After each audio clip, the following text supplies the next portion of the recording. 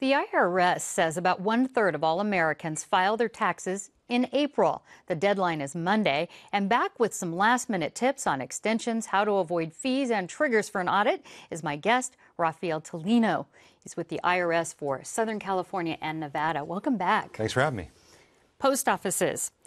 It used to be, I know down at Midway and several other post offices, we'd see lines of people right before midnight lining up. Are any post office still doing that? I believe Midway is open late until midnight. You can check the Postal Service website to be sure. But as the years have gone by and technology and e-file has brought us to where we are, you have less and less people who are waiting until the last minute and getting to a computer and hitting enter instead, which is so much more convenient and easy. And I'm sure the post office is adjusting.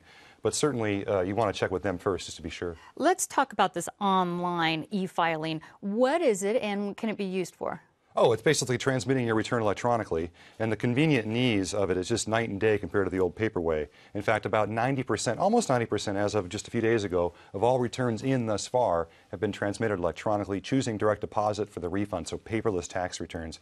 Really easy, really simple, and certainly as we approach Monday, if you haven't gotten it done yet and you're looking to get it done, there's the way to do it to make it much more very easy. fast. Yeah. And when it comes to the extension, though, you can do that online as well, the 6-month automatic extension? You can do that electronically through software, yes, or the paper form 4868, which just takes a couple minutes to mail in. The extension of time gives you the extension to file through October 15th, but not to pay. So if you owe or you think you owe, you do want to make a payment something. If you can't full pay it and let the IRS know, file the return. That way you avoid any penalties or interest that can accrue on your account depending on the situation, how much you pay.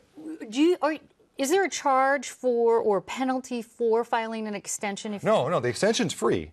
But like I say, if you have a balance due and you don't make a payment or you don't let the IRS know, there could be interest that's tacked on. But do file the return and do pay something, which is important, as opposed to not filing a return, because that penalty is much greater than not paying once you file. Speaking of penalties, what are the most common red flags that we see people are rushing that'll sort of set that return aside for an audit?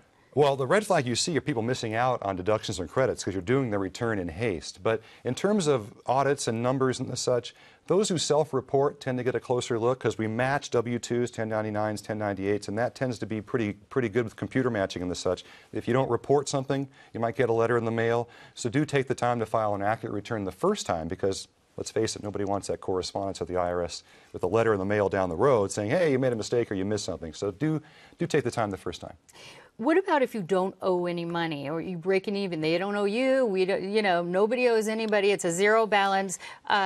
Should you still file? You can. And for example, if you don't meet the minimum threshold by law to file a return in terms of the amount of income, you may want to file. You had a part-time job. You had money withheld. Maybe you qualify for something called the Earned Income Tax Credit, which can be had and increase your refund significantly if you qualify for it and take it. But we need a tax return for it. So not a bad idea, depending on your situation, to file a return, and perhaps you have a refund coming. What happens is you leave money on the table, and just real quick, for 2009, we have almost $1 billion waiting to be claimed.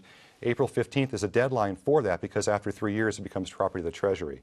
So as you see, there are some folks who leave that money on the table. So that's just an example. They can come get it before Monday. Right, for that year, 2009 tax year. For 2009. Yeah. The Miramar Recycling Center is one of many places in town that are offering to shred old tax documents up till I think around the 19th or a week or so afterwards.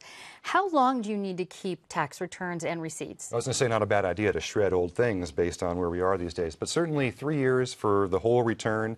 Not a bad idea to keep your 1040 indefinitely, just the 1040 form. If you have a capital asset, for example, like a home or rental home, as long as you own that asset, you may want to take advantage and keep those papers. And that information on your screen there is accurate as well. Depends on your situation and your comfort level, certainly.